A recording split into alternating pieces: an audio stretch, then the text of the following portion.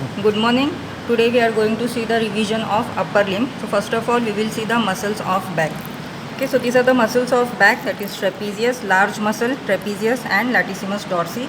These two muscles are present in the superficial layer, and in the second layer we will get the levator scapulae muscle, rhomboides minor and rhomboides major. Okay, so these muscles, they connect the scapula with the vertebral column, and the latissimus dorsi connects the trunk with the upper limb. Okay, so levator scapulae, rhomboides minor and rhomboides major, so these muscles are inserted into the medial border of the scapula. Okay, so this is the scapula, and this structure is spine of scapula, and this is acromion process of scapula. So above the spine there is supraspinous fossa, and it gives origin to the spinatus muscle. Okay, so this is supraspinatus muscle, and below the spine there is infraspinatus fossa is there, and that gives origin to the infraspinatus muscle. So this supraspinatus muscle, this is infraspinatus muscle, and here we will get the teres minor muscle and teres major muscle. Okay, so these muscles, they attach the scapula with the upper limb. So these are the scapular muscles. Now we will see the muscles of the pectoral region. Okay, so there are two muscles in the pectoral region. First one is pectoralis minor, that is inserted into the lateral lip of the intertubercular sulcus, and this is the pectoralis minor muscle. Pectoralis major and pectoralis minor. So these two muscles are present in the pectoral region, and they are supplied by the lateral and medial pectoral nerves. This large muscle that forms the rounded contour of the shoulder is called the deltoid muscle.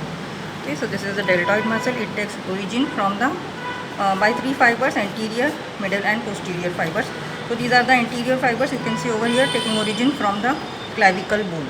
Okay, so this is clavicle, and these are the anterior fibers. These are the middle fibers. Okay, middle fibers taking origin from the acromion process, and posterior fibers, they arise from the lower lip of the spine of the scapula, and they are inserted, all the fibers, they are inserted into the deltoid tuberosity that is present on the lateral surface of the humerus. Now we will see the muscles of the arm.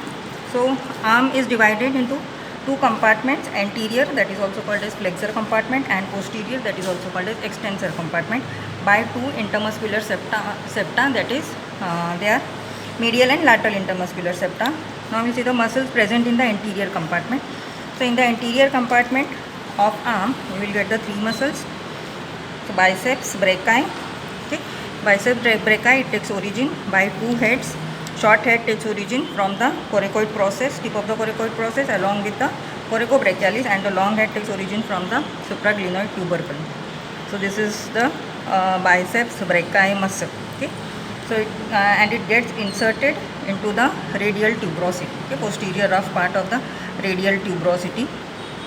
Then coracobrachialis is there. Okay, so this is the coracobrachialis muscle. Okay, that takes origin from the coracoid process, and it is inserted into the medial surface of the humerus. Okay, and it is pierced by the musculocutaneous nerve. Okay, so this is coracobrachialis. Now beneath the biceps brachii, one large muscle is there, that is brachialis muscle. Okay, so this is brachialis muscle.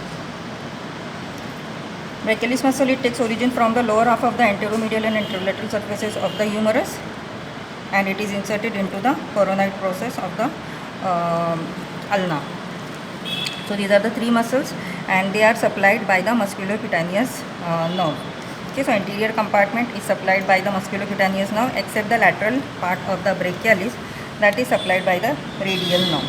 Now in the posterior compartment, there is only one muscle, that is triceps.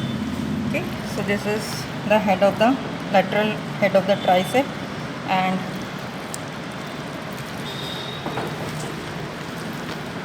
okay, this is the medial head of the tricep, long head of the tricep, and this is the medial head of the tricep. Okay, so in the posterior compartment of the arm, you will get only one muscle, that is tricep, and in the anterior compartment there are three muscles: biceps brachii, then brachialis and coracobrachialis muscle. Now we'll see the muscles in the front of the forearm. Now in front of the elbow joint there is a triangular depression is there, that is called as cubital fossa. Okay, so this is cubital fossa. Medially it is bounded by the lateral border of the pronator teres, and laterally it is bounded by the medial border of the brachioradialis. Okay, so this is the brachioradialis muscle and this is the pronator teres. Now it is triangular space, triangular depression, and its base is directed upwards, and that is formed by an imaginary line joining the lateral and medial epicondyles. Okay, two condyles, and apex is directed downwards where these two muscles meet. Okay, meeting point of these two muscles is apex. Now structures or contents. So most important content is from medial to lateral you will get the median nerve. Okay, so this is the median nerve, then lateral to it there is brachial artery, then there is tendon of the biceps and superficial branch of the radial nerve. Okay, so this is the superficial branch of the radial nerve. Okay, so median nerve, then brachial artery, then tendon of the biceps and superficial branch of radial nerve. So these are the important structures present from medial to lateral in the cubital fossa. Now muscles present in the forearm, anterior compartment of the forearm. So there are 5 muscles present in the anterior compartment of the forearm. So from medial to lateral they are pronator teres, then you will get the flexor carpi radialis muscle, then palmaris longus. Okay, so this is the palmaris longus, that is the muscle with small belly and long tendon. Okay, palmaris longus. Then you will lateral to it you will get the flexor digitorum superficialis, and most medially there is flexor carpi ulnaris is there. Okay, so this is the flexor carpi ulnaris muscle. So these are the 5 muscles in the superficial group in front of the forearm. Then in the deep group you will get 3 muscles, and they are flexor digitorum profundus. Okay, so this is flexor digitorum profundus, then flexor pollicis longus and pronator quadratus.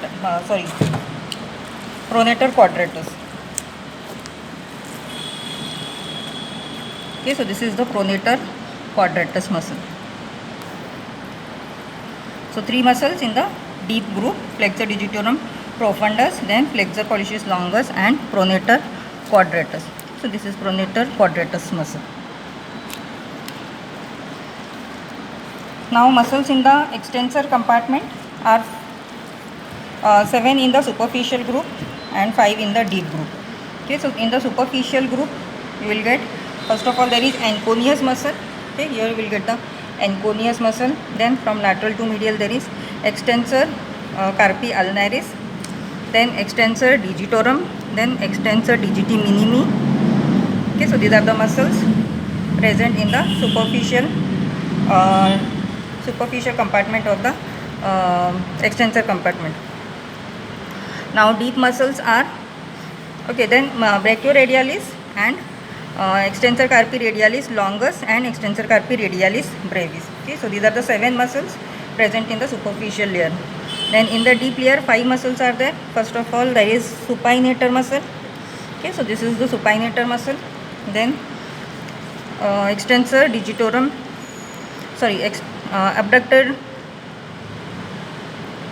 abductor pollicis longus and extensor pollicis brevis and extensor pollicis longus. Okay, so these are the extensor pollicis longus. So these are the muscles present in the, and also extensor indicis. Okay, so these are the muscles present in the deep group of the extensor compartment. This is extensor retinaculum. Okay, that acts as a tie beam and it holds the or retains the all the tendons in their position during the movement. Okay, now we will see the arteries. Okay, so this is the axillary artery. Okay, so this is axillary artery. Below it continues in the arm as the brachial artery at the lower border of the teres major. Okay, it runs downwards, and in the upper part it gives an large branch, that is profunda brachii artery, that turns posteriorly in the spiral groove along with the radial nerve, and it supplies the extensor compartment of the arm. Then brachial artery it enters the cubital fossa lateral to the median nerve. Okay. Then just at the level of the neck of the radius, it divides into two branches, ulnar artery and radial artery. Okay. So this is radial artery and this is ulnar artery.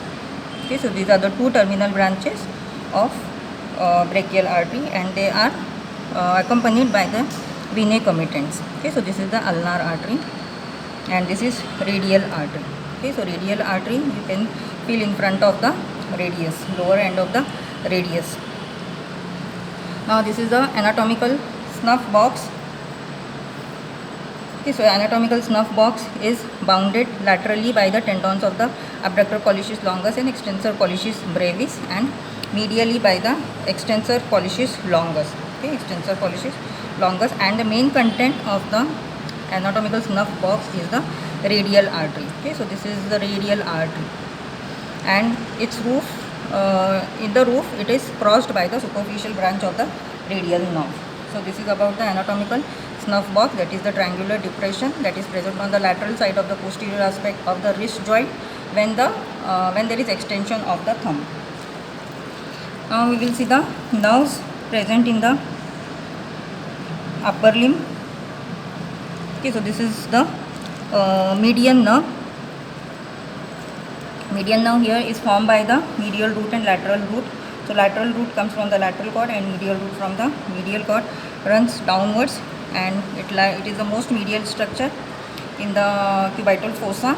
Then it supplies all the muscles of the front of the forearm except the flexor carpi ulnaris and the medial part of the flexor digitorum profundus, that is supplied by the ulnar nerve. Okay. Then it enters the palm just beneath the flexor retinaculum. Okay, just beneath the flexor retinaculum, and then here it supplies in the palm it supplies the thenar muscles and first and second lumbrical muscles and the 3.5 lateral digits. Now we will see the ulnar nerve. Okay, so this is the ulnar nerve, that is comes from the medial cord.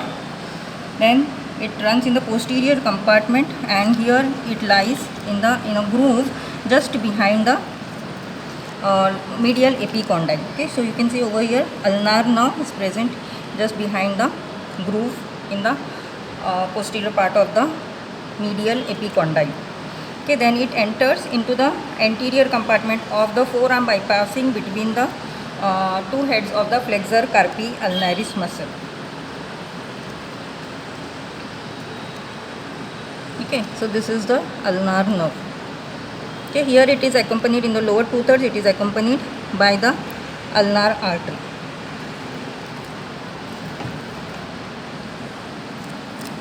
Okay, so ulnar nerve, then it enters into the palm superficial to the flexor retinaculum. Okay, and it enters into the palm, and here it supplies the lateral 1.5 digits and all the muscles of the intrinsic muscles of the hand except the thenar and first and second lumbrical. So here it supplies the muscles of the hypothenar group, then third and fourth lumbricals, palmar interossei, dorsal interossei and adductor pollicis, and lateral 1.5 digits. So this is the supply of the ulnar nerve. Now we will see the radial nerve. So radial nerve, after its formation, it enters into the spiral groove posteriorly. It goes posteriorly and enters the spiral groove and along with the profunda brachii artery. Then again in the lower part of the arm it enters into the front of the forearm. So this is the radial nerve. Okay, and just in front of the lateral epicondyle it divides into two branches, that is deep branch and superficial branch. Okay, so this deep branch it passes between the two strata of the supinator muscle and it enters the extensor compartment to supply all the muscles of the extensor compartment. Then this is the superficial branch of the radial nerve. It runs downwards underneath the brachioradialis muscle and it passes through the roof of the anatomical snuff box and it supplies the lateral 3.5 digits of the dorsum of the hand. Okay, so these are the important nerves, and also you will get the axillary nerve. Okay, so this is the axillary nerve. Axillary nerve supplies two muscles, that is deltoid and teres minor. Okay, these two muscles are supplied by the axillary nerve. So we have revised all the muscles, nerves and vessels of the forearm. Thank you.